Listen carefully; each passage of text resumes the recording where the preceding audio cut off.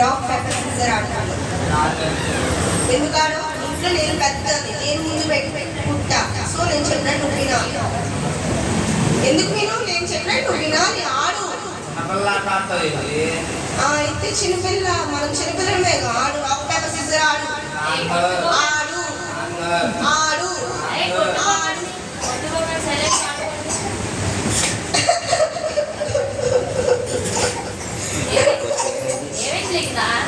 మా ఆడు కొట్టాడు. నీకు బ్లడ్ వస్తుంది, నాతో ఆడుకోతాను.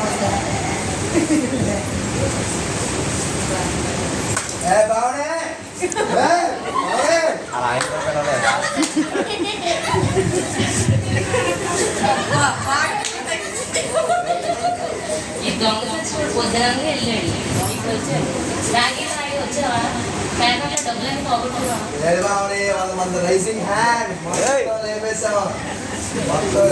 ఎంత వచ్చింది? కోట్లు తెచ్చా కోట్లు అని చెప్పి కోడుకోలేదు.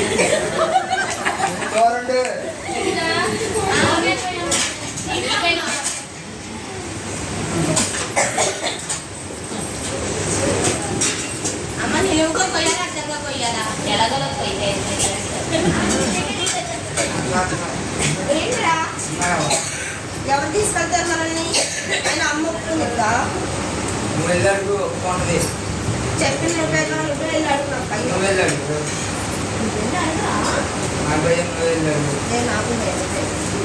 సినిమా వెళ్ళాలనుకుంటే వెళ్ళి అడుగురా.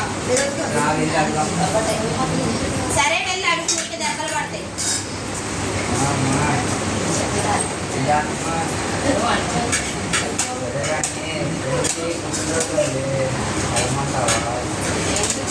నువ్వు వెళ్ళకపోతే కేక్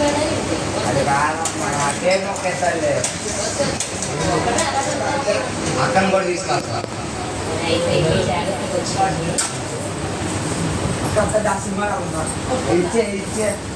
అమ్మ నీకు ఉల్లిపాయ కట్ చేస్తా.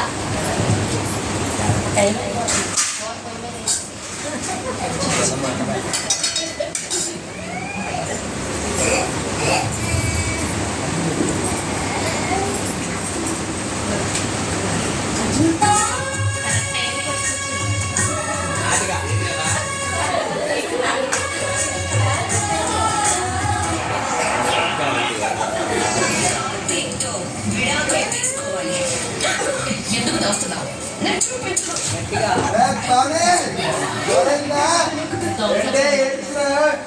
ఇది తెలిస్తే కదా నేను సీరియల్ చూడతానని. అది ఏడుతుంటే నాకు కూర్చో.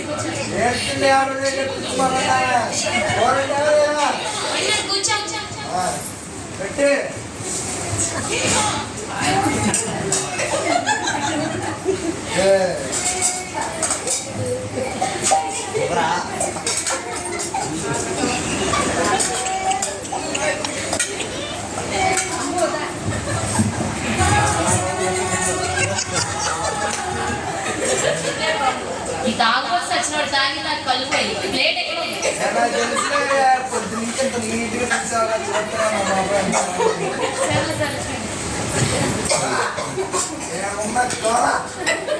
కళ్ళుతో బుర్ర దొబ్బింది. అది కూర కాదు, అన్నం ఇంకా కూర అయినది. బాగుందంటే కూర ఇంకెంత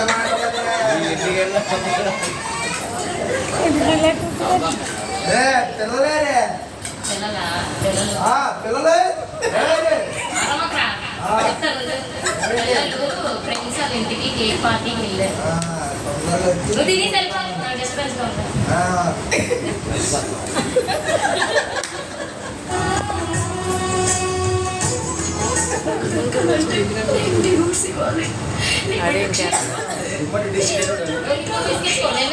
పోయింది.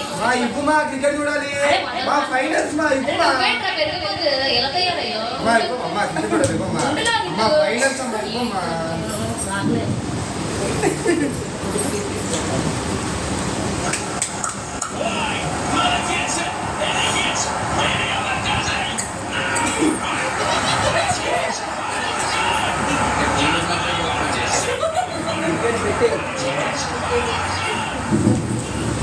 అది ఏంట్రా అది ఏంట్రా మ్యాచ్ గా ఓడిపోయింది. అరే 10,000 పెట్టావరా, అరే 1,00,000 వస్తాను 10,000 పెట్టారా, 10,000 అప్పు చేసి మరీ పెట్టారా, ఇంట్లో కూడా తెలియదురా. ఇప్పుడు ఎలా రా, మ్యాచ్ ఓడిపోయాము, 10,000 రా. సరే వస్తున్నా.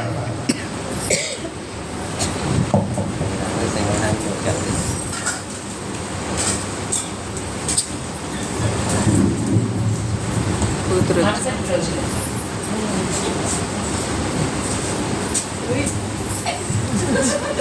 అరే కూర్చో.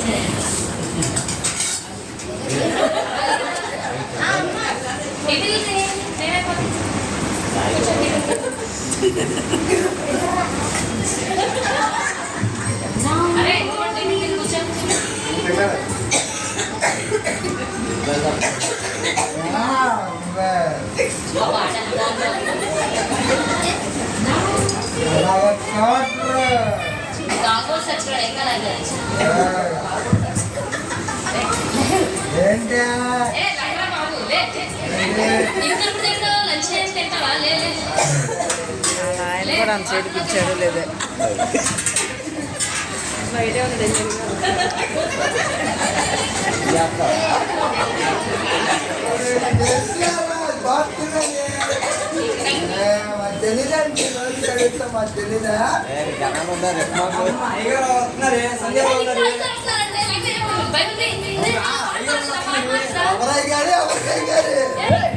నీ కొందర తర్వాత మామూలుగా ఉండదు.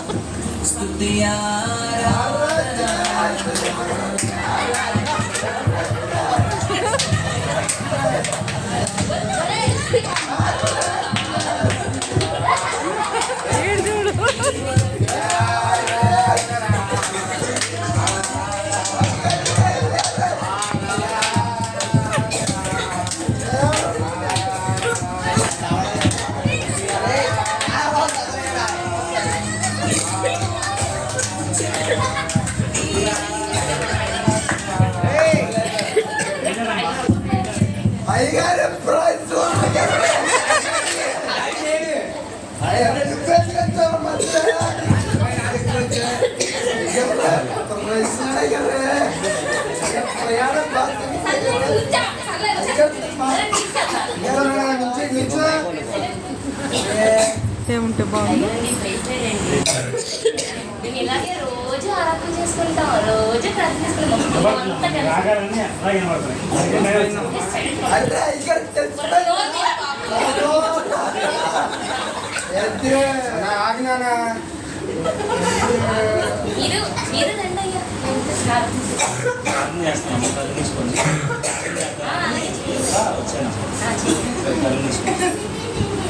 స్తోత్రం నాయన మహానుడ నా తండ్రి మీ గన్న నామాలు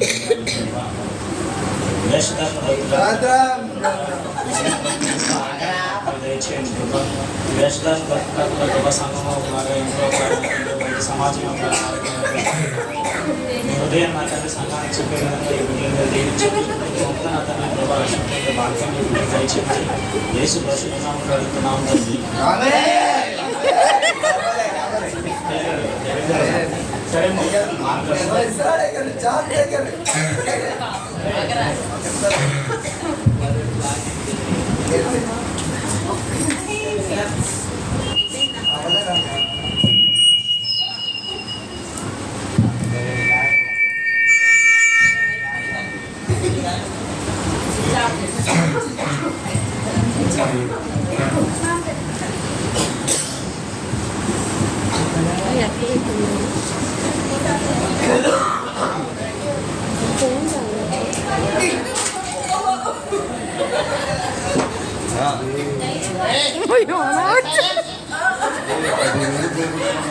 ఇంట్లో తెలియదురా, అప్పు చేశాను అన్నావురా, 10,000 పెట్టా, 10,000 పోయిందిరా, ఎలా రా ఇప్పుడు?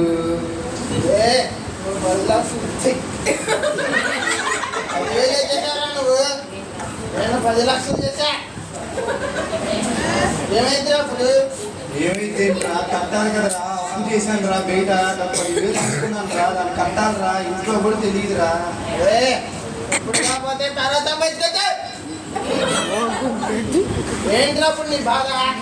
నా బాధ ఏంట్రా 10,000 రా 10,000 అప్పు చేశారా కట్టాలరా ఎలా కట్టాలరా అరే ఇక్కడ చాలా సంపాదించుకోవచ్చు నాకు తలనొప్పి వచ్చేస్తుంది నాకు మెంటలు వచ్చేస్తుంది పని చేద్దాం పదా మందా వద్దు మందు వద్దు ఏయ్!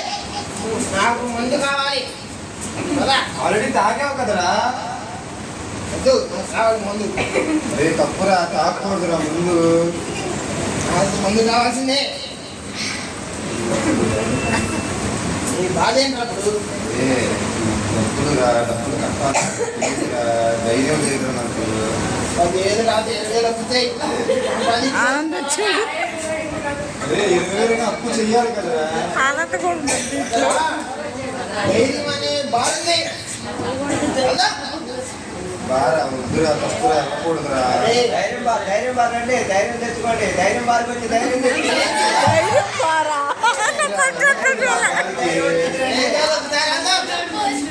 రండి రాసుకుంటుకోండి మందుడు ధైర్యం బాగుంది ధైర్యం పుచ్చుకోండి తప్పురా ముందు తాగకూడదురా తాగకూడదురా తప్పురా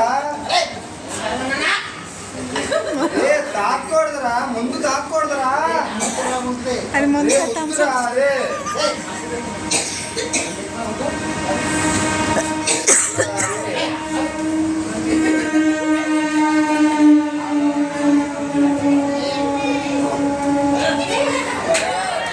అరే, చాలా బాగుందిరా పోయిందిరా నువ్వు ఇంటికి రారా బాగుంటుంది.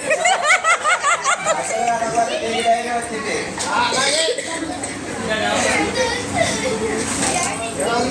చేయనింపు 10,000 ఏంటి 10 లక్షలు కడదాం పద చూసుకుందాం రండి మీ ఇంట్లోకి నువ్వు మా ఇంట్లోకి నేను చూసుకుందాం. సరే ఉంటా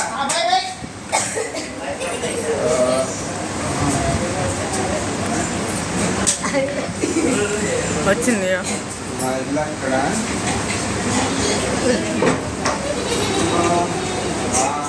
ఇదే మా ఇల్లు ఏంటి అలా వచ్చినట్టు? లోహిత్ లోహిత్ లోహిత్ అరే లోహిత్ ఇప్పుడు దాకా ఒకసారి వచ్చినాడు ఇప్పుడు ఇంకొకటి తయారు ఆయన చూసి ఈడు తయారు ఆడొత్తరాడా ఏంట్రా ఈ పని రే లోహిత్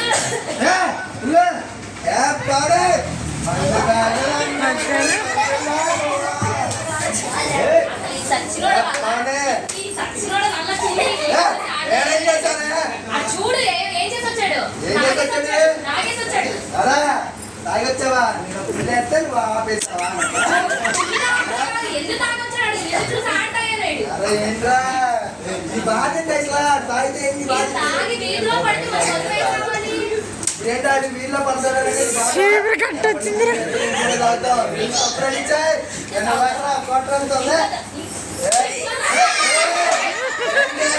పడలేదు తాగిన తప్పంటే మళ్ళీ ఇంకా వచ్చి తాగుతానంట జడగొడుతున్నా పిల్లల్ని నేను కాదు జడగొట్టేది ఏం చదవట్లేదు నేను ఇంట్లో ఉండి మొత్తం చూసుకుంటుంటే పిల్లలు నా మాట జవదాటరు దాటరు నేను చెప్తేనే ఇంట్లో నుంచి బయటికి వెళ్తారు ఒక పెద్ద పత్తిత్తమ్మా చెప్తున్నావు నువ్వేంటమ్మా నాటికి ఇల్లు వచ్చడం లేదండి తప్పుడు అది పిల్లలు జడగొట్టేస్తా ఏం చేశారు ఇంట్లో నా పుట్టినరోజు అని చెప్పి వెంకట్రావు గారు చెప్పాడు నాకు మొత్తం వచ్చినాడు ఈడో కావాల్సి వచ్చింది వెంకట్రావు నేను చిన్నప్పటి నుంచి చూస్తాం నీకేం తెలుసు వెంకట్రావు అయితే ఇప్పుడు గురించి ఏం చేశారు పిల్లలు ఏం చేశారు నా వల్ల ఏం చేశారు ఈ మూలంగా పిల్లలు చెడిపోయారు అదే ఆ ఏం చేశారు? మూలంగా కాదు ఏం చేశారు? ఏం చేశారు? కష్టపడి పని చేసి వచ్చి నా ఒళ్ళు నొప్పుల కోసం నేను ముందు తాగితే అది చూసి అది చెప్పాలి కానీ నువ్వు అయినా అలాగే బయట ముసలమ్మ ఉత్తర్లు పెట్టి అందుకని వెళ్ళి మాట్లాడితే నువ్వు అయినా నాటికి వెళ్తావు నాటికి చూడటం తప్పు అయిపోయింది నువ్వు తాగడం తప్పలేదు తాగు పడిపోవడం తప్పలేదు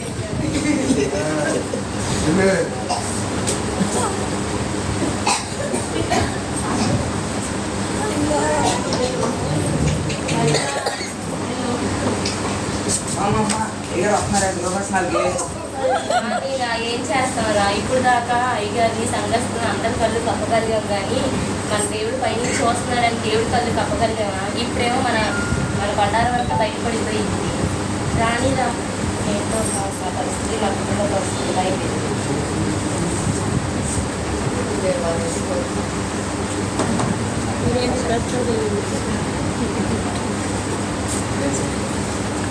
ఏదో ఒళ్ళంత కోసం అని పనిచేసి వచ్చి ఒళ్ళంత కట్టుకొని ముందు తాగుతుంటే నా వ్యసనాన్ని ఇది అలవాటు అని తీసుకుని తాగి పాడిపోతున్నారు. పిల్లలు చూస్తేనేమో సినిమాలకు వెళ్తున్నారు, అది చూస్తేనేమో నాటికి చూస్తున్నారు. దేవుడు మమ్మల్ని రక్షిస్తాడో లేదు, దేవుడు మమ్మల్ని శిక్షిస్తాడో లేదు, పాపాల నుంచి రాజ్యం లేదో లేదు.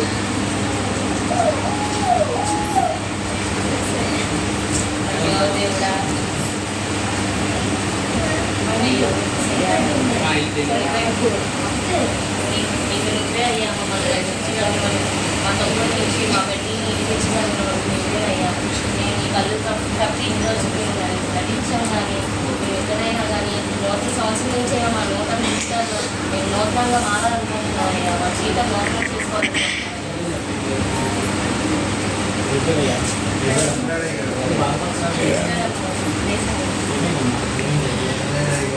మా పెద్ద చూడండి అయ్యా, ఎంత పని చేశారు.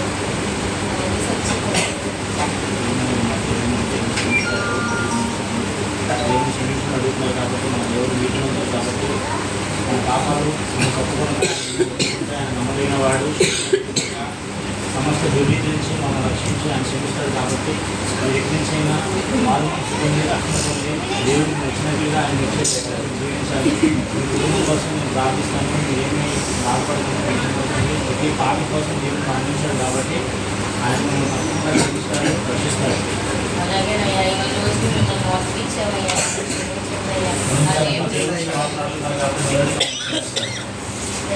దేవునామానికి మహిమకరంగా చేసాం కదా ఈ చిన్న స్కిల్స్. మరి ఈ సమాజం క్రైస్తవం చెప్పుకుంటున్నాం, కానీ మనం దేవుడిని సరిగ్గా పట్టట్లేదు. మనం ఇంట్లో ఒకలాగా ఉన్నాము, సమాజంలో ఒకలాగా ఉన్నాము, సంఘంలో ఒకలాగా ఉన్నాము, కానీ కరెక్ట్ కాదు. ఎవరిని మోసం చేసుకున్నాము, మోసపోయి దేవుడు ఉపయోగపడదు. మనం ఏ పంట పండిస్తున్నామో ఆ పంట ఎక్కువ అదే అనిపిస్తాం. కాబట్టి నూతన సంవత్సరం నుంచి మారండి, కొత్తగా దేవుడిని తెలుసుకోండి. దేవుడు అసలు లోకానికి ఎందుకు వచ్చాడు? నేను ఆశీర్వదించడం కోసం, దీవించడం కోసం వచ్చాడు. అసలు నేను నశించుకోవడం ఇష్టం లేదు కాబట్టి ఆయన నీ కోసం ప్రాణం పెట్టాడు. ఆయన ప్రాణం పెట్టిన ఆయన ఇంకా నువ్వు అనుకుంటున్నావు, నువ్వు ఆశీర్వదించాయా, దీవించాయా, కరుణించాయా అని అనుకుంటున్నావు. ప్రభువాన్ని పిలిచి ప్రతివాడు పర్వరాజ్యాన్ని నేను చేరదు, కానీ ఆయన చిత్తాన్ని జరిగించిన వాడు నిరంతరం నిల్చుంటాడని చెప్పాడు. ఆయన చిత్తాన్ని జరిగించడం ఏంటి? అసలు ఆయన చిత్తం అంటే ఏంటి తెలుసా మనకి? ఆయన చిత్తం తెలియదు, ఆయన ఆలోచన విధానం తెలియదు, ఆయన మనసు మనకు తెలియదు. కానీ మనం ఏంటంటే ఏదో పొందుకోవాలి, లోకంలో ఏదో పొందుకోవాలని చెప్పేసి దేవుడిని మనం అడుగుతాం. ఇంటర్లో అడుగుతుందా? వీళ్ళు గండిలే నిద్రపడుతుందా? వీళ్ళు గండిలే. వాళ్ళు ఎంతోమంది నిద్రపట్టలు బాధపడుతున్నారు, వీళ్ళు అంత బాధపడుతున్నారు, ఎంతో ఇబ్బంది పడతారు ఆరోగ్యం కోసం. మీరు ఇంకా మంచి బట్ట వేసుకొని దేవుడు జీవితంలో ఉన్నారంటే దేవుడు మీకు ఇచ్చిన ఘనత. దాన్ని బట్టే మీరు ఆశీర్వదింపబడ్డారని మీరు గర్వంగా ఫీల్ అవ్వండి. అది కాకుండా ఇంకా ఆశీర్వాదాలు కావాలి, దీవెనలు కావాలి, నీళ్ళు కావాలి, గుర్తుపెట్టుకోండి. మీరు అడుగుతున్న ఆశీర్వాదాలు, దీవెనలు, మేళ్ళు అన్నీ కూడా ప్రాణం అంతవరకు మీరు అడుగుతూనే ఉంటారు, పొందుకుంటారు. మీరు అనుకున్న మాట ప్రసంగంగా నేను చెప్తామని ఇంకా దయచేసి చెప్పాను. మనం శివుడికి ఏం జరగట్లా, కొత్తగా ఏం లేదు, జరిగిందే నడుస్తుంది. తింటున్నాము, వెళ్తున్నాము, వస్తున్నాము, చేస్తున్నాము, ఇది జరుగుతుంది. కొత్తగా ఏం లేదు, అంతా పాతదే. కాబట్టి గుర్తుపెట్టుకోండి, కొత్తది ఏంటంటే ఆయన చిత్తాన్ని జరిగించడం కొత్తది. కాబట్టి ఆయన మనసును తెలుసుకోండి. ఆయన చిత్తం అంటే ఏంటి? ఆయన చిత్తం మనకు ఎవరికి తెలియదు. ఏదో దేవుడి సన్నిధికి వస్తున్నాము, దేవుడు మాటలు వింటున్నాము, దైవసాకులు ఏదో ప్రిపేర్ అయ్యి మిమ్మల్ని దేవుడు గ్రంథంలో ఉన్న ఆశ్చర్యకారాలు, అద్భుతకారాలు చెప్తామని దేవుడి సన్నిధికి ఆదివారం వస్తే మీరందరూ దీనంగా ఉండి బాధగా ఉంటే ఇంకా ఆయన ఆ సంగతి చెప్పడం, మిమ్మల్ని ఎప్పటికీ ప్రోత్సహించి మిమ్మల్ని లేవనెత్తి మీరు ఆశీర్వదించబడిన కాక, మీరు దీవింపబడిన కాక అంటే మీరు వచ్చేది ఉత్తేజం తెచ్చేసుకొని ఆ వారానికి ఎనర్జీగా చేయలేకపోతారు. అసలు దైవసేవకుడు హృదయంలో ఏమైంది? మీకు ఏం చెప్దాం అనుకుంటున్నాడు? అసలు ఏసే లోకానికి ఎందుకు వచ్చాడు? మిమ్మల్ని ఆశీర్వదించడానికి వచ్చాడా, దీవించడానికి వచ్చాడా, రక్షించడానికి వచ్చాడు? నశించిపోతున్న మనల్ని వెతికి రక్షించడం కోసం వచ్చిన ప్రాణం మన కోసం పెట్టాడు. మనం ఏం చేస్తున్నాం? ఇంకా ఎక్కడేసిన దొంగలంటే అక్కడే ఉంది. మినిమం బేసిక్స్ కూడా తెలుసుకోకుండా మనం ఇంట్లో ఒకలాగా, సమాజంలో ఒకలాగా మనం ఉంటున్నాం. ఒక వీధిలో 10 కుక్కలు ఉన్నాయంట. ఒక కుక్క మురిగిందని ఉదాహరణ ఒకటే 10 కుక్కలు మురుగుతున్నాయంట. అర్ధరాత్రి అందరూ లేచారంట. మొదటి కుక్క దగ్గరికి వెళ్ళి ఎందుకు అరుస్తున్నారని అడిగారంట. నాకు తెలియదు తొమ్మిది కుక్క అరుస్తుందని చెప్పిందంట. అలాగే తొమ్మిది కుక్కకి వెళ్ళారంట. నాకు తెలియదు ఎందుకు కుక్క అరుస్తుందని చెప్పిందంట. అలాగే పది కుక్కల్లాగా వెళ్ళి ఫస్ట్ కుక్క దగ్గరికి వెళ్ళారంట. ఎవరో సరైన సమాధానం చెప్పట్లేదు, నువ్వైనా సమాధానం చెప్పాలి లాస్ట్ అని అడిగారంట. అది అడిగిందంట, నాకు తెలియదు అందుకే అరిశాను అనిందంట. అలా ఉంటుందంటే సమాజంలో ఏం జరుగుతుందో మనకు తెలియదు. ఎవరో ఏదో మనకు చెప్తారు, అది మనం అలా అలా అలా తీసుకెళ్తాం. అంతేగాని దేవుని మాటను ఎందుకు మీరు తీసుకెళ్తారా? మనిషి ఏదో చెప్పాడు అది తీసుకెళ్ళాలని ఉత్సాహం మీకు ఉంది, కానీ దేవుడు ఎందుకు వచ్చాడు లోకానికి, మన కోసం ఎందుకు చనిపోయాడు, ఆయన ఎందుకు వచ్చాడు, మనం ఎన్ని అసలు మనకు తెలియాలి, సమాజానికి మనకు తెలియాలి అని అంటే లోకంలో ఉన్న కూడా యేసుక్రీస్తు ఒక దేవుడే అని తెలుసు. కానీ యేసుక్రీస్తుయే దేవుడు అని ఎందుకు తెలియదు లోకానికి, మనం చెప్పట్లేదు, మనం అలా బ్రతకట్లేదు అలాగా. కాబట్టి వాళ్ళు కూడా యేసుక్రీస్తు కూడా ఒక దేవుడే అనుకుంటున్నారు, కానీ యేసుక్రీస్తు ప్రభువే నిజమైన దేవుడు, మానవుల కోసం ప్రాణం పెట్టాడు అని వాళ్ళు తెలుసుకోలేకపోతున్నారు. అలా మనం బ్రతికిన రోజున ప్రతి సంవత్సరం నూతనంగా మనం కనపడతాం. వాళ్ళకి ఇంకా ఒక ఆధ్యాత్మిక స్థితిలో మనం అందరం ఇంకా ఎదగాలి, దేవుని నామాన్ని కనపరచాలి. గుర్తుపెట్టుకోండి, లోకంలో నాశనాన్ని గతించిపోతాయి, కానీ ఆయన చిత్తాన్ని నెరవేర్చిన కూడా నిరంతరం నిలిచి ఉంటారు. నిరంతరం ఎవరు నిలవాలనుకుంటున్నారో ఆయన సన్నిధిలో ఆయన చిత్తాన్ని నెరవేర్చండి. ఆయన చిత్తాన్ని నెరవేర్చిన నాడు మన సంఘాలు కాదు, మన చుట్టుపక్కల ఉన్న సమాజం కూడా వెలిగించబడింది. అప్పుడు ఆయన నామం కనపరచబడింది. పరలోకంలో దేవతల ముందు మన దేవుడు కనపరుస్తాడు. ఆ ఘనత కోసం, ఆశీర్వాదం కోసం బతకండి. అంతేగాని క్షణికమైన ఆశీర్వాదాలు దీవెన కోసం బతికి మీ జీవితాన్ని బాగు చేసుకోవచ్చు. చిన్న స్థితి ద్వారా ఇంకా అనేకమైన ఆశీర్వాదాలు మీరు మనం కాకుండా దేవుడి జ్ఞానాన్ని మనం తెలుసుకోవాలని, ఆధ్యాత్మిక స్థితిలో 2025వ సంవత్సరం నుంచి అభివృద్ధి చెందాలని ఈ చిన్న అవకాశం ఇచ్చిన సంజయ్ గారికి నా హృదయపూర్వకమైన వందనాలు. Thank you so much.